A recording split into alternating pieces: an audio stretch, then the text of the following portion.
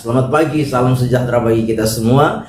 Pagi hari ini mari kita menyediakan hati dan diri kita untuk bersama-sama kita mendengarkan firman Tuhan. Kita berdoa.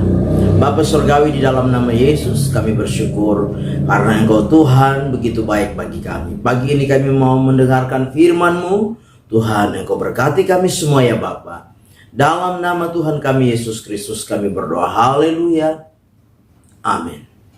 Puji Tuhan, pagi hari ini tema firman Tuhan yang ingin saya sampaikan kepada kita sekalian yaitu Tuhan sumber pengharapan. Sekali lagi, Tuhan sumber pengharapan. Kita perhatikan bersama-sama firman Tuhan di dalam Roma pasal yang ke-15 ayat yang ke-13. Roma 15 ayat yang ke-13. Demikian firman Tuhan.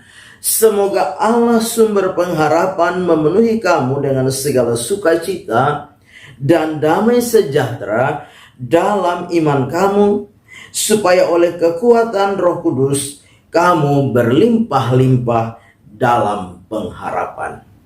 Bapak Ibu jemaat yang kekasih dalam Tuhan kita Yesus Kristus,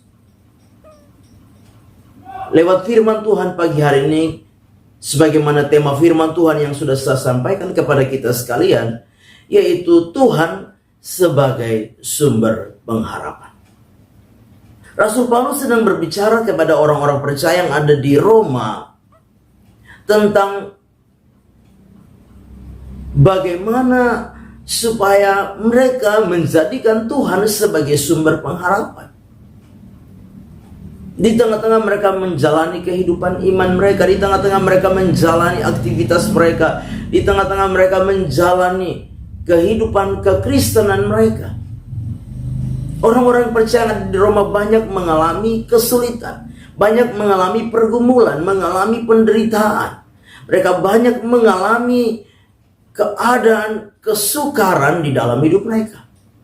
Nah, itu sebabnya Rasul Paulus memberikan nasihat bagi mereka dan merupakan sebuah doa bagi mereka. Semoga Allah sumber pengharapan.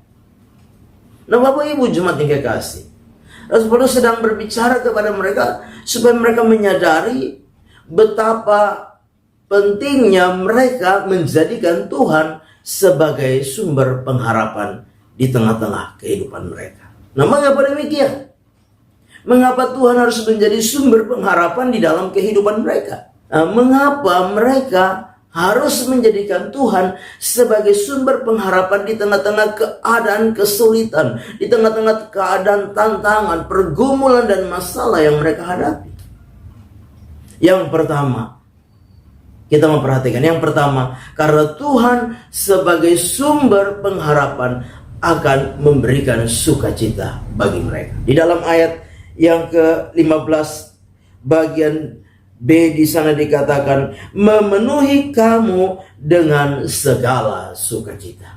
Nah, Bapak Ibu jemaat yang kekasih, ketika kita menghadapi masalah dan pergumulan, tantangan, kesulitan di dalam hidup ini, kadangkala kita menjadi orang-orang yang mudah putus asa. Kita menjadi orang-orang yang tidak ada semangat lagi. Kita menjadi orang-orang yang gampang menyerah. Nah, itu sebabnya Rasul Paulus memberikan nasihat kepada orang-orang percaya yang ada di Roma supaya apa? Menjadikan Tuhan sebagai sumber pengharapan mereka. Karena Tuhan sebagai sumber pengharapan mereka akan apa? Memberikan mereka sukacita. Dengan jelas firman Allah berkata, memenuhi kamu dengan segala sukacita.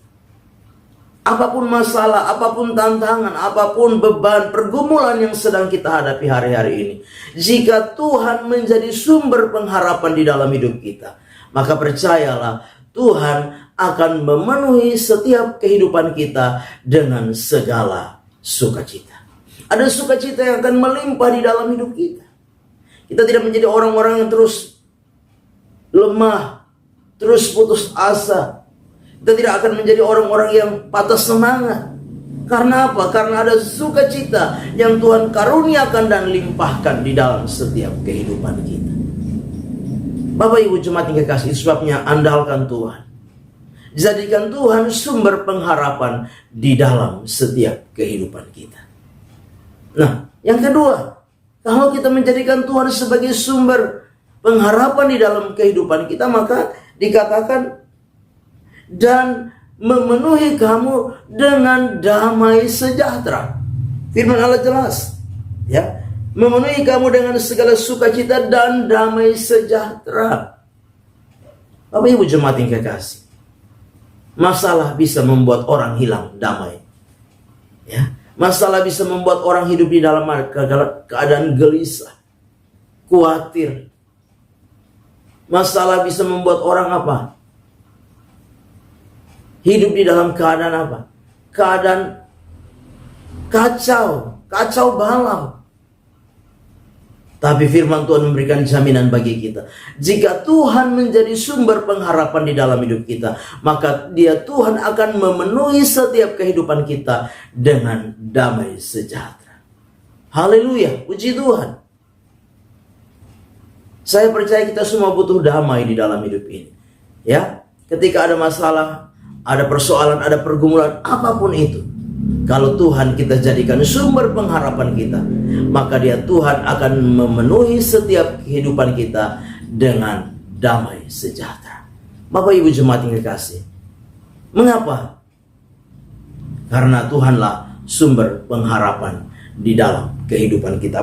Karena dengan jelas firman Tuhan di dalam Kolose 1 ayat 27, kepada mereka Allah mau memberitahukan betapa kaya dan mulianya rahasia itu di antara bangsa-bangsa lain, yaitu Kristus ada di tengah-tengah kamu, Kristus yang adalah pengharapan akan kemuliaan.